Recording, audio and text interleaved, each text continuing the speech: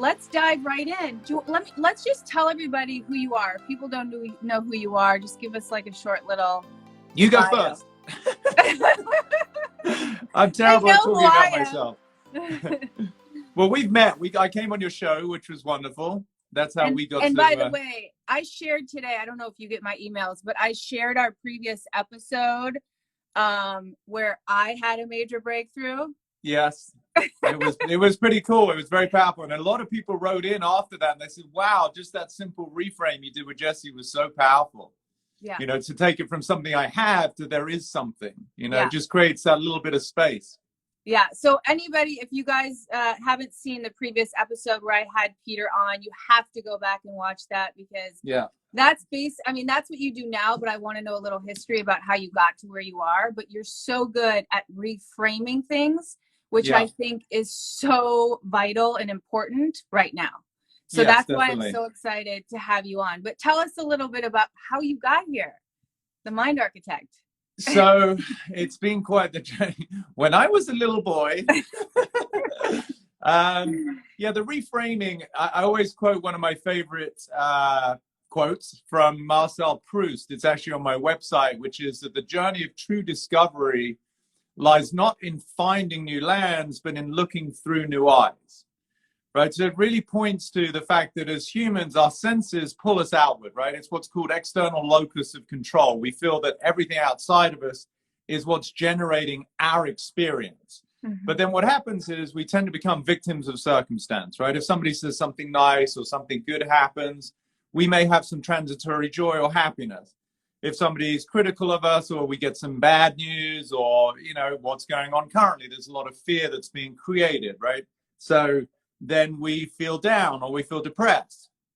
But that's such a mercurial roller coaster ride of emotions, constantly following what's happening around us. Whereas for me, I like to point people back to the source of the creation of our own experience, which is our own identity, how we view things. Hence the quote that the journey of true discovery is not about finding something, I'm paraphrasing now, but rather in looking through a different perspective, a different set of eyes, right? So that's how I got to where I got to, is that I just kept continually creating new eyes. I yet to get his eyes as cool as yours, but metaphorically, my eyes are way better than yours. Just biologically, you've got me one easily. But anyway, the point is, I kept finding new perceptions for myself. Of life, of me, how I related to others. And so the whole Mind Architecture title came about because, you know, spiritual teacher was around for a while for me. Happiness guru was around for a while for me. Hitman for the ego. You know, I've had many different titles, but I love Mind Architecture because to me, mind is the bridge between who we are in our essence and then how we see ourselves physically in the physical world. So that is the lens by which we generate our view of life. So many people are constantly trying to change their circumstances, which it's logical, but it's exhausting. And then many people also are starting to get in touch with their spirituality, but perhaps they're not so engaged in the physical world. So what does that look like? It might be like the really, really beautiful yogi or yogini who is broke, you know, which isn't bad, but it's like, I want to be able to thrive on all levels. So the mind to me was the access. It was the bridge, because how I view life is what's going to generate my experience of life, how I think, how I feel, how I behave, and consequently the results I get. So, and then the architect was like, I'm helping design people's phenomenal identities, or more accurately, I'm really removing what's in the way. Like my work is, it's a dissolution process. I tell people, I don't solve problems, I dissolve them. By removing what's in the way of the extraordinary human being you already are. So that's how I came up with the title. I love it. I feel like the only power we have is in our mind and how we choose to see things. Because if we're constantly looking outside of ourselves, my gosh, like, and going back to the yogi world, that's kind of where I first was introduced to that, was like, can you be unwavering? You know, literally sitting in a pose. Can you come to the breath? Can you come to the focus? Can you come to the mantra when you're not comfortable at all? You know, can you choose can you shift your perception on it? And I think that's what a lot of people are going through right now, is all this stuff is coming up for them, especially people that are isolated alone. And they're really having to deal with all this stuff that I kind of call the monkey brain. Just stuff coming up for them. So, I mean, other than, I don't know, I'm assuming your course would be helpful, but like, what do you suggest for people like that are having a really hard time right now, whether it's depression or they're feeling sad, they're really, tuned into all this fear and sadness and stuff that's happening right now? I always start with compassion, like both mine, from me to them. Like I consider myself to be one. First was introduced to that was like, can you be unwavering? Literally sitting in a pose. Can you come to the breath? Can you come to the focus? Can you come to the mantra when you're not comfortable at all? Can you choose can you shift your perception on it? And I think that's what a lot of people are going through right now, is all this stuff is coming up for them, especially people that are isolated alone. And they're really having to deal with all this stuff that I kind of call the monkey brain. Just stuff coming up for them. So, I mean, other than, I don't know, I'm assuming your course would be helpful, but like, what do you suggest for people like that are having a really hard time right now, whether it's depression or they're feeling sad, they're really, tuned into all this fear and sadness and stuff that's happening right now?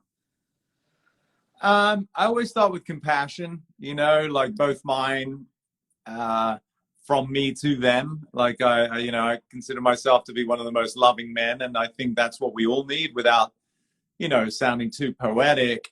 So start with compassion for self. If you're in a house where someone's struggling, bring compassion to that person, whether it's a partner, a family member, a friend. So we have to start with compassion. But I'll come back, because you said something that I think is very helpful, which is you started in the yoga world.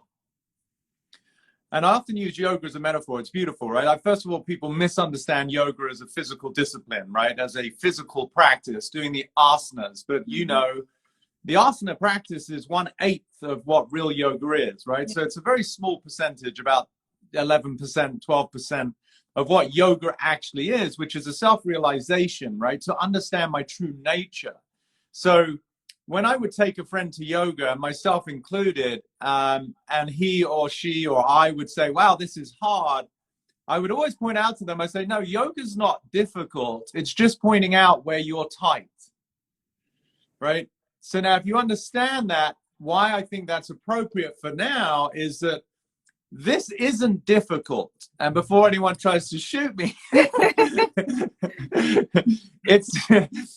it is what it is. And I'm not saying it's ideal, but it is revealing where we're mentally constrained, right? So just as you go to yoga and it's very difficult, like for me, I know, like, my external rotation of my shoulders is a little tight. I'm a guy. We tend to be sort of more focused on pushing. So doing downward dog, for example, I look more like a hump as opposed to like a beautiful triangle. And that's just a reflection of the constraints of my hamstrings and my shoulders. So yoga is revealing my physical constraints. What something like this is revealing is somebody's psychological limitations, the incapacity to be with what's going on. And again, I start with compassion. This isn't like, hey, you should be having a great time. Right. But it is a gift, because my assertion is, you said, who's dealing with depression, who's dealing with fear or anxiety. This is my assertion. And it's a difficult thing for people to hear, but it's a very powerful thing to hear. Whatever they're experiencing now, I promise was there before coronavirus.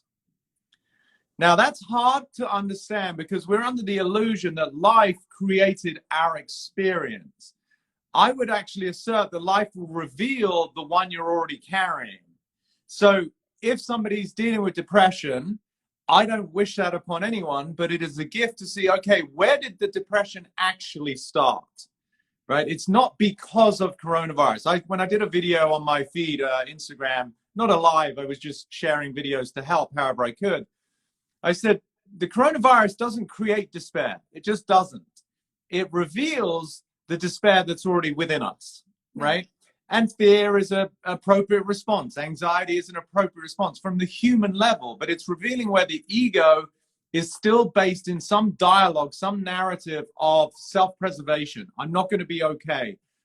Things aren't going to work out. These are dialogues, they're narratives, they're not actual truths. We don't know that.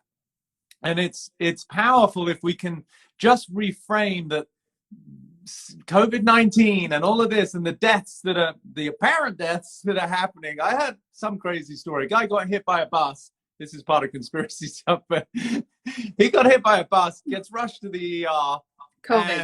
And his lungs are collapsed. But they tested him for COVID and he passed, and it's a COVID death. It's like, no, he got hit by a bus. Yeah. Anyway, the point is, there's a lot of fear being created or inspired, shall we say, by the way that we're being told stories and all the deaths, which is awful. There may be some of your viewers who've experienced family members who've gone through this. I don't wish that upon anyone. But there's deaths every day, and way more deaths through suicide, car accidents, cancer, diabetes, cardiac arrest, right? So all that pushed to one side, the framework of what's happening right now is an opportunity for us to look at ourselves individually, collectively. How is it that we are carrying so much dis-ease and uncertain? Our relationship to uncertainty is fear that is now just being heightened. That's all.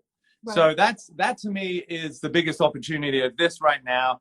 It is a mirror to see what have I been walking around with, perhaps obliviously, that is now being pulled to the surface, so that that's the real healing. That's the real opportunity, is to relinquish, let go of the suffering that I was too busy to look at. I was too driven to make money to really appreciate or take note of. I was too concerned about how I looked on my social media pages to really, embody the fact that I'm actually just looking for acknowledgement, right? So now it's like people have to sit still and they have to go, okay, I've been carrying a lot of fear for a long time, and here's an opportunity to reconcile it and integrate it. Wow, I love the way you frame that.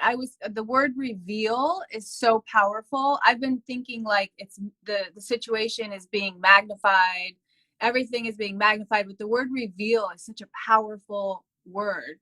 But I completely agree. Yeah, the way I look at it, I love to use metaphors because I think it helps people. I don't know the exact numbers, but there are literally hundreds of millions of people walking around the planet with hypertension, right? High blood pressure. And they go to see their doctor and they get some kind of beta blocker. They don't know what it is, but they're told, take this tablet 1, 2, 3 times a day, whatever it is. But this is the issue I have with Western medicine. And this is not a slight on Western medicine, and certainly not right now where doctors and nurses are, quote unquote, putting themselves at risk. The people in the Western medicine system are beautiful. They're well-intended. They're people who want to make a difference. They want to be of service.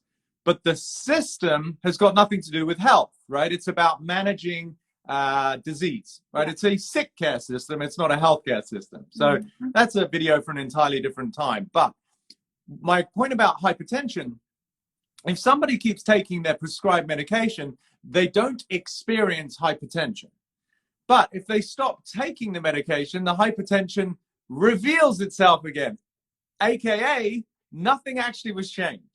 Which is brilliant business, but it's got nothing to do with health. And again, zero judgment. I'm coming from love. I'm coming from compassion. I just want to educate people that when you're taking something external to try and resolve something internal, it's not necessarily, there's obviously some exceptions, but it's not actually dealing with anything. So the reveal to me is the same psychologically and emotionally, is like whatever you've been dealing with, but you've been masking with your version of a beta blocker, which might be going to the gym, working hard, drinking, smoking weed, just being busy. The underlying suffering and dis-ease or absence of ease was always there. It's now, as I said, why I love the word reveal, and I'm glad you picked up on that. It's just being brought to the surface, which is a gift, because you get to see, holy shit, I'm killing myself slowly, unnecessarily.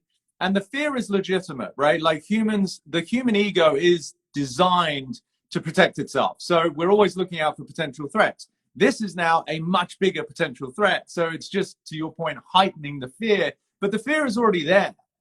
Freedom, which is my main product for people, as you know, hence, you know, why my program's called Free Your Mind, is the absence of concern. It's the absence of fear. It is the transcendence of limitation, so that we can be in the face of whatever's happening, COVID, tsunamis, hurricanes, fires, earthquakes. None are ideal. It's impacting my own life in my day-to-day, but emotionally, zero difference. Right. And so, that's freedom. What a blessing, let's spin it, that we are all going through this together, and that we're all getting this opportunity to work on ourselves together. This, I don't feel like we're probably in our lifetime, we'll probably never have another nationwide pause, hopefully not, like this, where we're all literally going through similar things. We're all stuck at home, safe at home. We're all going through different things, whether you're isolated by yourself or you're with your family. I talked to a friend earlier today who's like, the marriage is like heightened, revealing itself. You know, couples aren't used to being together 24 hours. There's a lot of different things going on. And I think just reframing it, and I tend to be an optimistic person. So when this happened, I actually got really excited because I always feel like I'm lacking time. I'm rushing from one thing to the next. So I instantly looked at it like, oh my gosh, I get to be with my family for 2 weeks. Now it's, 4 weeks, but I was super excited because I thought, my gosh, I get to just be with my family. I don't have to rush to an appointment. I can get to this master to-do list that I've never had a chance to get to. So I've always looked at it as an opportunity. And I think the way that you're putting it, wow, it's so powerful. That I love that the analogy you used with the beta blockers. Like, we're used to just masking everything by doing constantly. No, thank you. I'm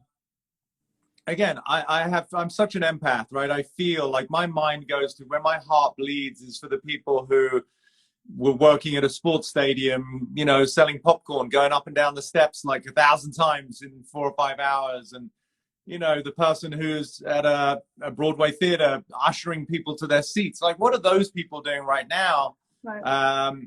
Who were probably just going rent check to rent check, so that's where I have so much love and compassion. I'm helping my community however I can financially, because, I'm okay and I can help. And I just hope that this unity that we're experiencing breeds more of that, right? So it's less separation, it's less fragmentation.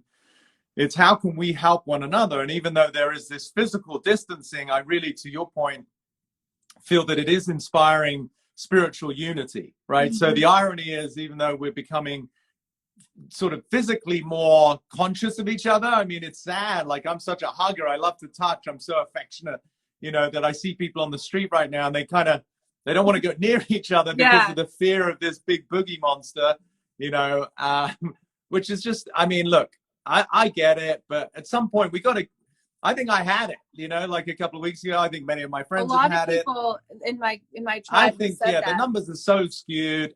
Look, everybody's quote unquote, I think, got to go through it at some point. They're calling it the herd immunity or whatever. Right.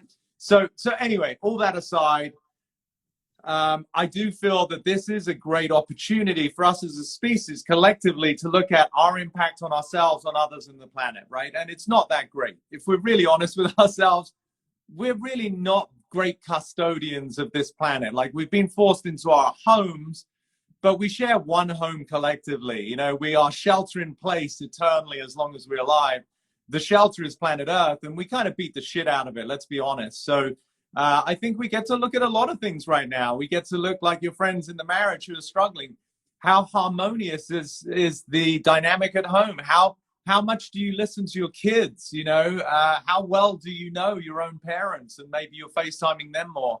How unhappy were you in your job and you kept complaining about it? Now it's gone. Either there's a sense of gratitude for the fact that you had one, or there's an opportunity to start the business you've been talking about for years. So this is all new. It's very difficult for people to know. One of the main tenets of my work is uncertainty is the fabric of life, right? Like, where I got to a place of freedom for myself is I realized I'm clueless. Like, I don't know what's going to happen, but I'm so at peace because I've stopped trying to figure it out, and that's where the brain, which is designed to predict and protect all the time, is exhausting people because it's trying to calculate, speculate these probability models. What's going to happen? What will they say? I don't know. I just don't know. And if you're okay with that, then there's so much relief. And I think this is a position that we're all in right now. No one knows. The experts, Dr. Fauci, you know, some of the nobody knows. let's just say less intelligent leaders that we have. You know, nobody knows what the hell's going on. And at best, we're making this shit up as we go. So be smart, be loving, be kind, take care of yourself. Maybe people get to look at the way that their health isn't the best it's ever been, because we noticed that this virus is apparently more impactful for people with pre-existing conditions or compromised immune systems. So, you know, it's a little bit of a slap around the face, wake up call, and like, hey, maybe you could take better care of yourself. And I don't think that's such a bad thing, you know? Yeah. It's I use the term, it's simple, it's not easy, right? It's simple to look at these things. It's simple maybe to understand, but doing the work isn't necessarily easy. So yeah. I just believe in life. You know, I'm the eternal optimist. I feel that spiritual evolution is why we're here. I don't think there's a malevolent, you know, evil force out there that's trying to hurt us. I think this is something for our own growth. I think we're beneficiaries of this. It is all about perception. It's all about interpretation. And I truly believe that on the other side of this, and I don't think there's a side, I think it's a progression, right? It's not like a clean line in the sand, but I do hope that what we recognize is that as human beings, we want to connect, we want to love, we want to come from a place of respect and reverence and kindness. And maybe, just maybe, we can all take a look at ourselves and see how good of a job we've done. We might be, you know, very professional and polite outside, but oftentimes it's our loved ones that we make wrong. It's our family that we judge, you know, and that may seem to us as like, oh, but it's fine. That's just, we're Italian, we're Spanish. This is how we relate, you know, but that energy contributes to the whole, right? Like if there's an energy of harm, if there's an energy of judgment, if there's an energy of blame, then if you've got 8 billion doing that in their own small way, that's a planet of hostility. Yeah. So what I hope is that everyone comes out of this a little bit more respectful, with a little bit more appreciation and reverence for life. We're so blessed to just be human and eat and smell and touch and, you know, see. These are things that we've taken, I think, way too for granted. So yeah. I think that's such a good point too, and so empowering for some people that might be having a hard time. Is I really feel like this reveal that you're talking about, this opportunity for us to work on ourselves, is really going to mirror the new world that we're going to create collectively. Correct.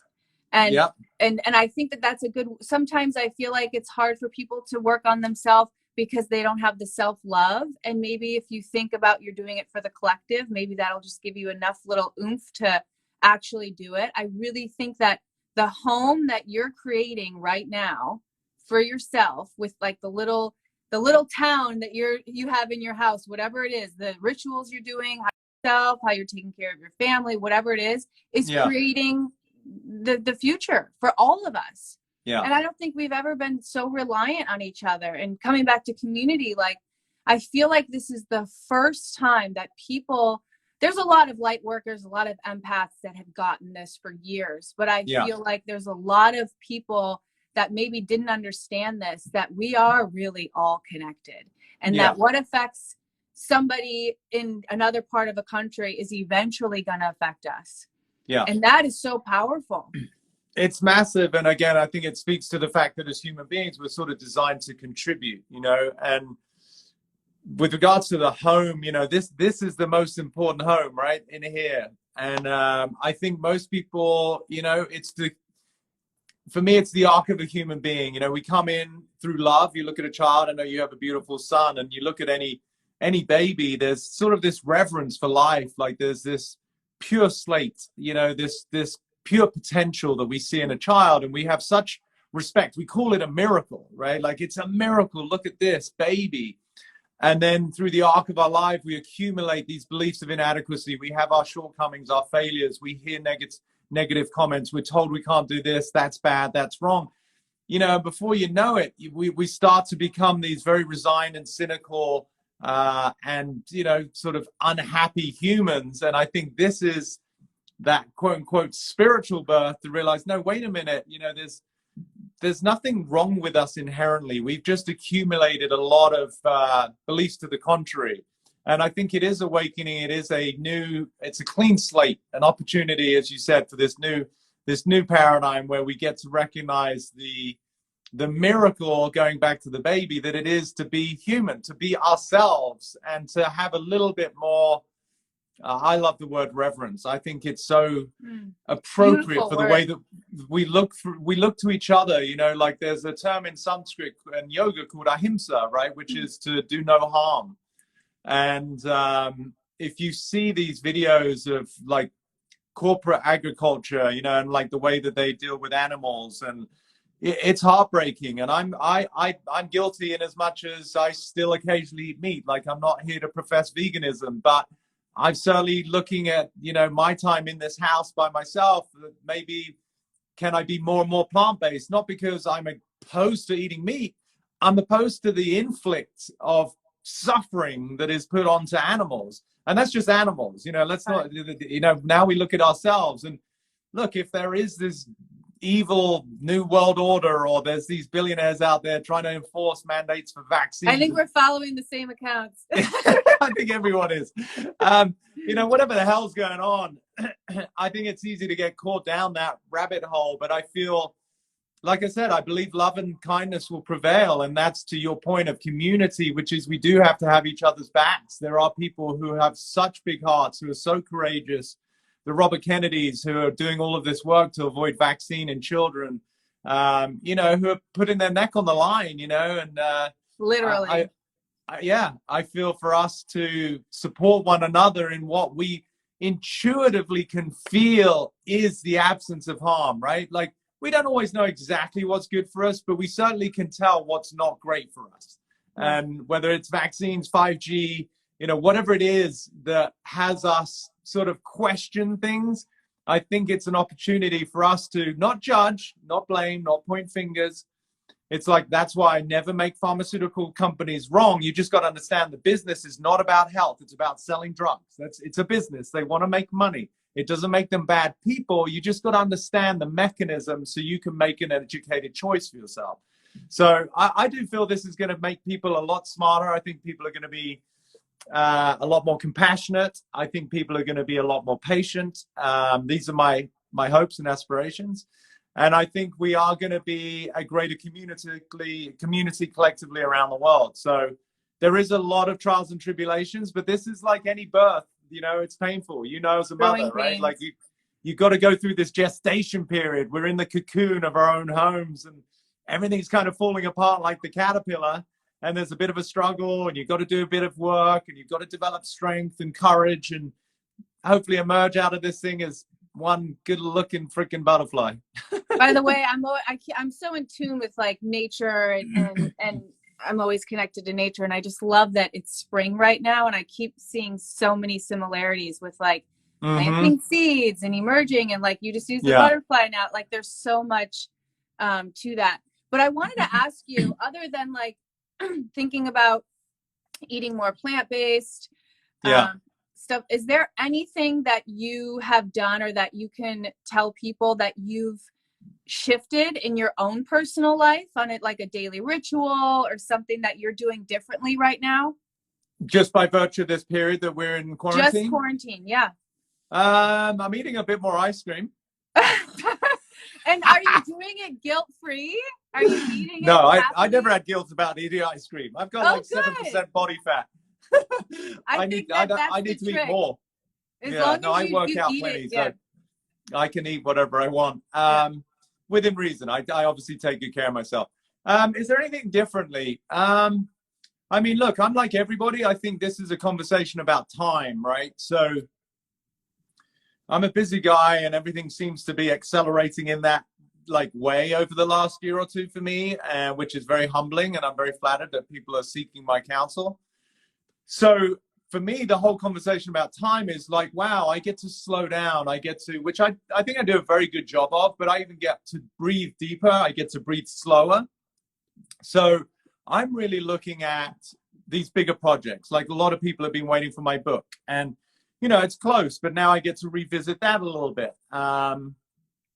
I get to do a bit more meditation. I mean, honestly, the crazy part is I was joking with some friends. They're like, hey, dude, your house is built for quarantine. This is what you do all the time. So social distancing apparently is like, you know, my normal day to day. So nothing too drastic.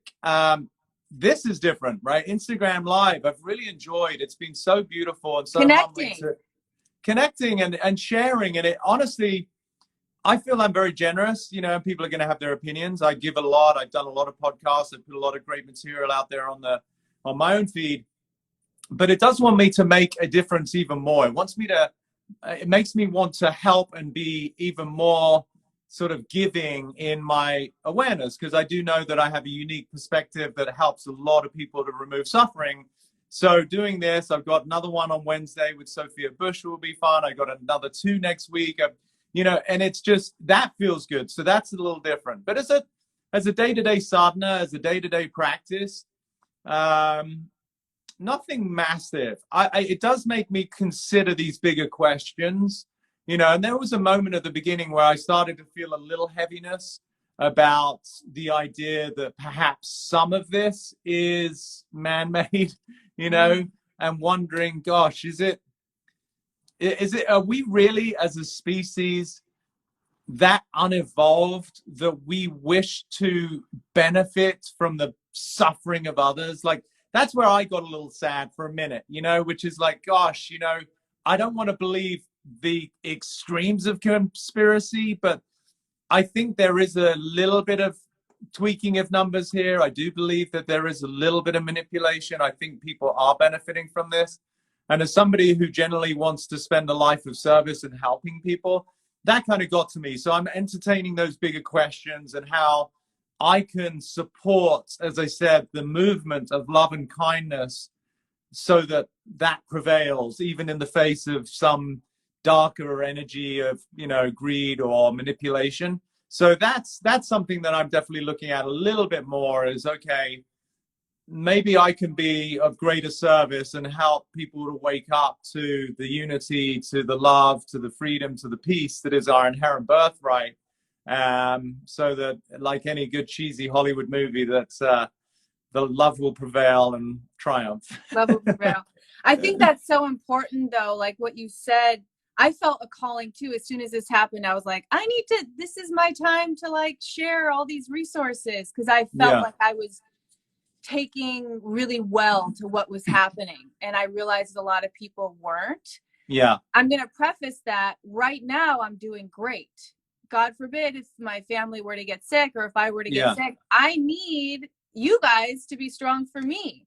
But while I'm strong, I'm feeling strong, I feel like it's my duty to raise the vibration of the whole by coming on, bringing you on, bringing other people on, sending positive messages, doing what I can. That's how I feel like I'm doing my part, and I feel better about the situation. But I feel like it's important. I feel like a lot of people might feel guilty if they're enjoying their quarantine, because there are a lot of people that are struggling or sick or financially broke or on the front lines. I think it's important to keep the vibration high and be strong when others are weak, so that they can be strong for you if you get weak, and you know, it all kind of balances out, hopefully. And that's what I was saying earlier about how our energy contributes to the whole, right? Like, you know, there's 8 billion people close to on the planet, and if the sort of the 55 percentile of that collective is fear-based, suffering-based, greed-based, hostility-based, then the planet collectively reflects that. So if we can, you know, whilst we're in the cocoons of our own home, look at where can I contribute more kindness? Where can I contribute more love? Where can I contribute more generosity? Then we are sort of, you know, all boats rise with the tide, right? So even those who may be struggling on the front lines, maybe have lost their income for now, if the vibrational state, the level of consciousness of humanity rises collectively, then there will be solutions to those issues in ways that we can't fully comprehend. Like, I use the quote from Einstein a lot, which he says, you know, that the problem can't be solved from within the same level of consciousness that created it. Right. And so this is where, even when people ask me, like, what am I going to get from the work? I'm like, I can't tell you until you go through the process, because your current level of awareness isn't sufficient to give you insight into what you're going to see. It is a revelation. That is the process, right? So, and that's why I feel blessed to be able to do what I do. I show people a new sense of possibility. My whole work is about tapping into the actual essence of life, because just as I said earlier, the nature of life is uncertainty. But uncertainty is like a blank canvas. See, to the ego, when we look at the world as a place of uncertainty, the ego will generate fear, concern, anxiety. I'm scared about the unknown, which is a complete fallacy. No one is scared of the unknown. You're scared of your projections that you're putting into the unknown. It is your own mind's generation of worst case scenarios. So you're actually fearful of your own imagination, which when you really understand is quite comical, right? But what I want to help people understand is if the fabric of life is uncertain, that's its nature, we don't know what's going to happen, then that equally is pure possibility. So in ways that we don't understand right now, even if there are evil forces trying to manipulate, corrupt, throw 5G all around the world with zero concern about the radiation effects on biological cells, that, okay, fine, it's not ideal. And I also feel terrible for the person who doesn't have a job right now. These are not situations that I condone or I support, but I am a believer in the fact that if we continue to see the possibility, if we continue to see the light of what is available, then all of these things get reconciled in ways that we don't currently understand. And that is the energy of real trust. And that's a very difficult energy, but it is an evolved state of being. And where I got to when I realized I'm clueless, I don't know what's going to happen. And I'm okay with that. And immediately I discovered what it meant to truly trust, that life has got an intelligence that is so far superior to any one of our individual intelligences, and that it doesn't make mistakes.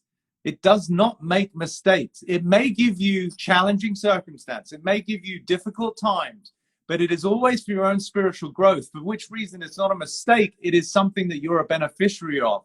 And I feel that this right now is something that we are collectively beneficiaries of, such that we can raise our vibration. And I don't mean that in a like, oh, new agey kind of like, let's smoke the ganja. No, like literally you become a higher vibration human so that you can take better actions. You are more loving, you're more kind, you're more respectful to yourself, to others, and the planet.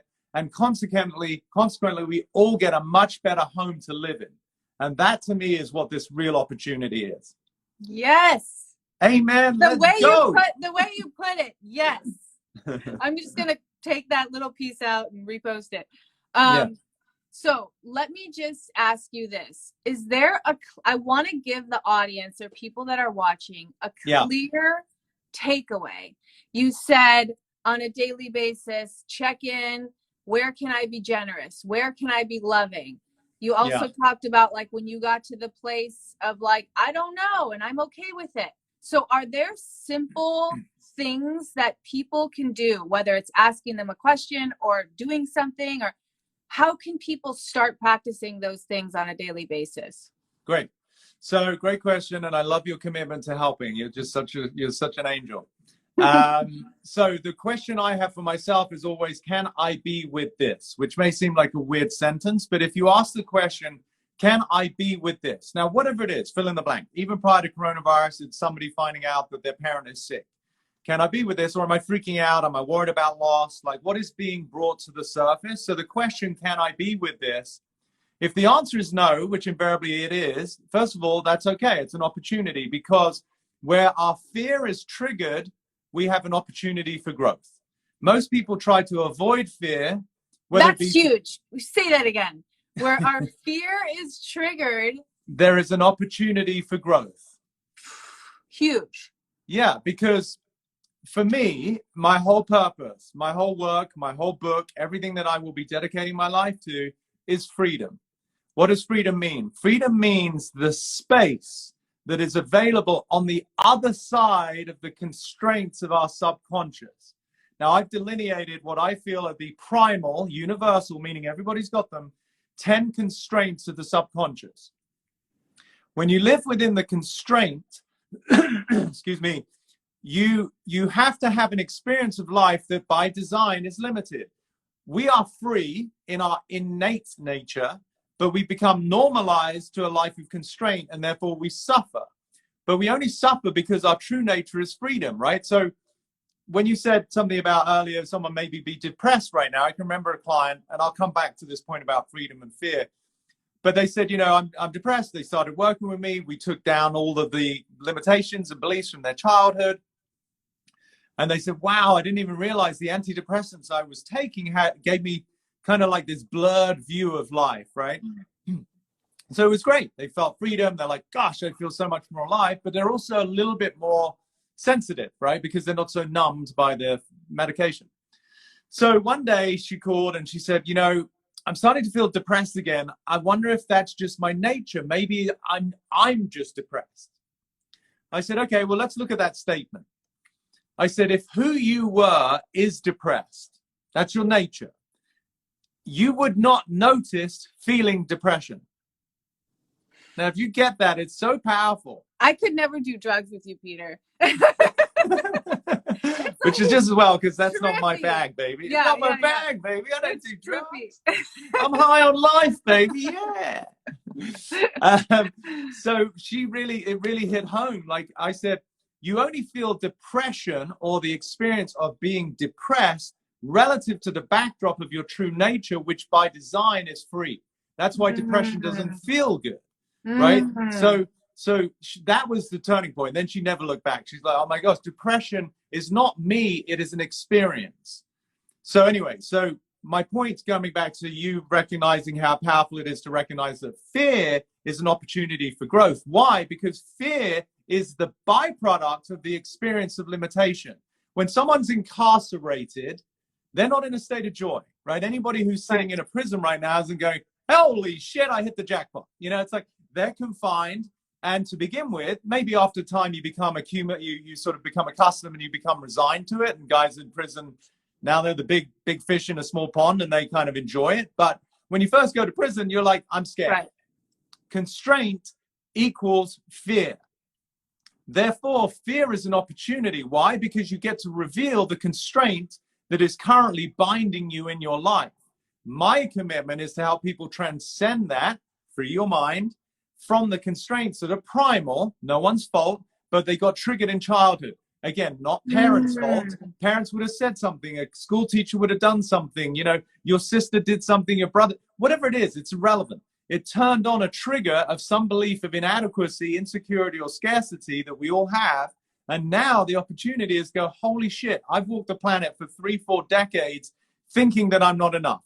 And this is how I compensated. I thought I had to be the prettiest. I had to be the smartest. I had to be the wealthiest. I had to be the fastest. I became a people pleaser. I was a perfectionist. All of those behavioral adaptations are on top of the fundamental belief of inadequacy. So they're behavioral adaptations to a lie, because there's nothing wrong with anyone. It's a narrative. But it never actually deals with the problem, because now you're just exhausted being a people pleaser and you become resigned to the fact, or you become resentful to the people you keep helping, because you actually haven't reconciled anything. We're back to my example of the high blood pressure and the beta blockers, right? So what people can look at is, okay, if I can't be with this, what's it bringing to the surface? What is my concern? That is a great question. What is the concern? It could be, I'm not going to be okay. I'm not going to make it. What if I die? And then these questions we have to sit with. Should they write it down? You think they should? It's very helpful to get it out of your head, and so you can see it. It creates space, right? So, if someone were to say, I don't know, I'm not going to be okay. How am I going to feed my kids? These are legitimate questions right now, and they generate a lot of concern. So once we can write down those questions and look at what is the real fear, I promise you, it all comes back to one thing: the primal desire to survive. The primal desire to survive is what is being triggered right now. And I'm not asking people to become resigned about living. I'm full of life. I'll die when I die. I don't know when it is. I'm not worried about it, because I've transcended the fear to survive. The fear to survive is an organism's design. Like the virus right now wants to survive. Anything out there, an animal, they want to survive. And that is why we have this fight or flight mechanism. When we perceive a potential threat, we go into sympathetic mode in our nervous system, cortisol, adrenaline, noradrenaline, and we're doing everything we can to avoid the perceived danger.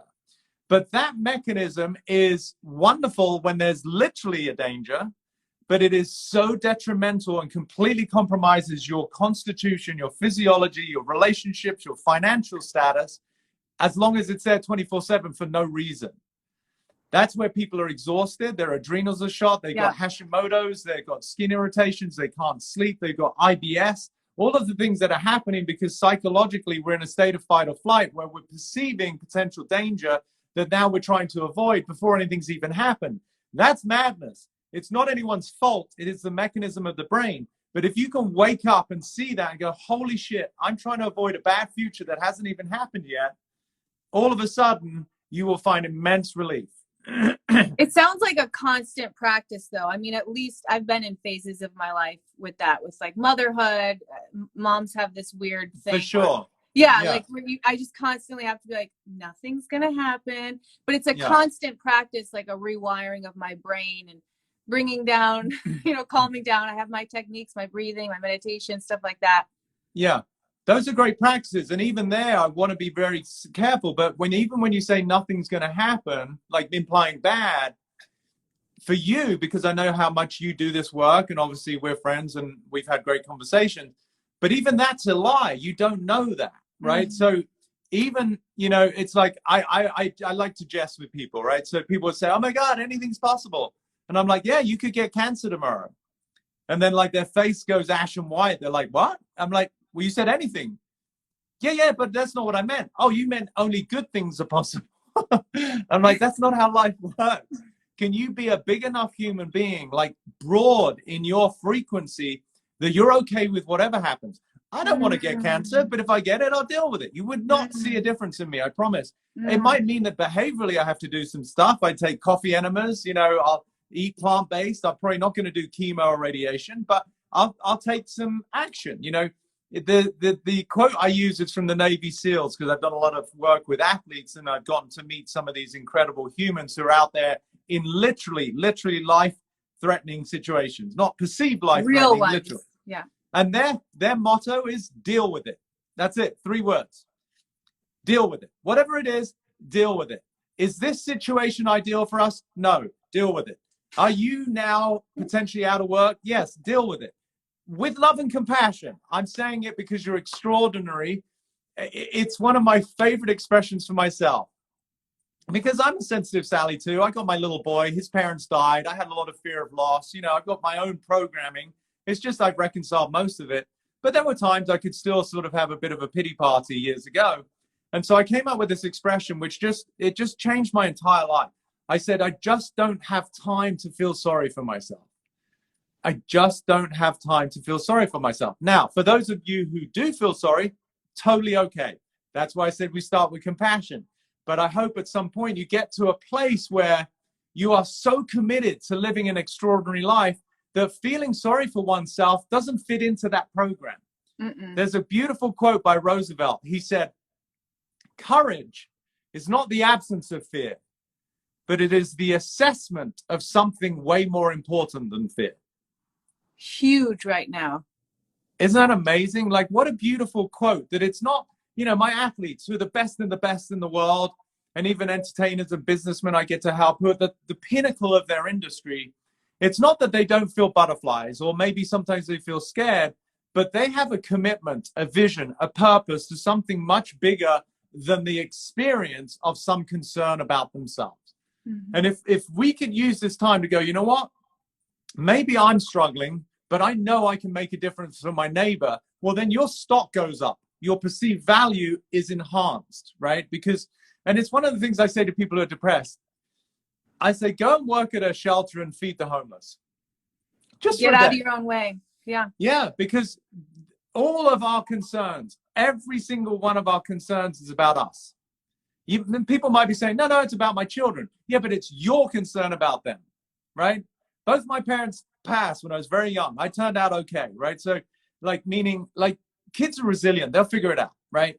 So we just got to notice, wow, when I have any kind of suffering, when I have any kind of fear, when I have any woe and any resignation or any kind of pity party, it's the ego. It's all about me. It's all about me. And this is an opportunity to transcend the I and become the we, right? Because if I feel that I make a difference, and this is why I feel so blessed, because this is all I do every day, is I show people more possibility. I remove suffering and introduce people to more freedom. All I'm doing is enhancing people's lives. How lucky am I, right? So find your version, whatever that might be. I don't know what it is, but we are designed to contribute to one another. We're designed to love. We're designed to make a difference. And there is nothing more fulfilling. So yes, people do need help. People are hurting. And maybe your contribution to somebody else right now is to ask for help. Now, that might not make sense to people, because just as I declared how blessed I feel because of the difference I get to make to people's lives, that person who, quote unquote, comes to me for counsel is making a difference in my life because they're asking for help. And that's a very difficult thing for people to do sometimes, to overcome that sense of pride. But just remember, as much as we love helping others, that when we ask for help, we give others the opportunity to feel that sense of fulfillment too. Yeah, that's so huge. Yeah. And I think too, it's important to say, it could be the little things with getting out of your own way. It could be calling your mom, writing a letter to a friend, checking in with a friend, sending a meme to somebody. It doesn't mean that you have to go on IG Live like we're doing and sharing, or, you know, it's literally the little things that just catapult and hopefully spiral. And I mean, yeah. So it could be as simple as like taking a few more minutes to truly listen to what your child is saying. You know, like my dad died when I was 17. My mom died when I was 7. And I can remember when I was at college, when I first started to make a couple of good friends, and you talk about more personal things like your family. This one guy, you know, asked, where was my family? Am I going back for the holidays to be with family? It was around Christmas. And I said, no, actually, you know, I'm orphaned. And he's like, what? He's like, you'd be the last person I'd expect who didn't have a family. And I said, well, I appreciate that. And I said, one of the reasons I'd assert that I feel that is certainly my own karma, my own journey. But 2, I had so much love, particularly with my dad. My mom, I was very young, 7. I didn't remember much. But 17 years with a man who was such a beautiful, caring, present, generous father, versus some of my friends who've got their parents or their dad for 60, 70 years, but never had that kind of harmony or unity. And as sad as that is to say, and it's no slight on any dad, because every human being is doing the best they can with the limits of their awareness. But maybe right now, the way that we make a difference without sounding too, you know, cheesy is, you know, to quote Whitney Houston, the children are our future. I just don't have enough teeth to do Whitney Houston. I love me with you do, but yours are so pretty and white. But you know, maybe it is just, what can you do to contribute to your child right now, where maybe you were previously too busy, that when they were going, daddy, why, you were kind of ignoring them and dismissing them. So maybe that's the difference that gets made right now, is that here's a child who is coming from this place of innocence, curiosity, confusion. Maybe they are legitimately scared because they don't know what's going on. And as a parent, we have the opportunity to truly listen. I feel if there's a gift that I love to give to people, it is the skill of listening. Most people don't know how to listen. They hear what people say, but they don't get what people say. They hear the words, but then they just take that for whatever they said, and then they take their turn to say what they want to say. Versus like, wow, really getting it. And guys particularly are terrible at this. I think women are much better at listening to each other. They allow each other to have their feelings. But when I try and help my guy friends or guy clients, I'm like, listen, your wife, your girlfriend, your mom, first of all, just say fucking thank you. Women are extraordinary. You have no idea what they put up with. But then listen, get that they're not asking you to fix the gate. They're just frustrated that they've asked you a few times and it hasn't happened. And maybe that's making them feel that you don't actually pay attention to what they want. Right. So the skill of listening could be so well enhanced right now, because people are in the confines of their own home with each other and really just get each other's reality. Like, I would love to have had the opportunity to get to know my parents. You know, I just didn't know them as people. What was their journey? When was their first heartbreak? You know, what was their greatest triumph, their greatest failure?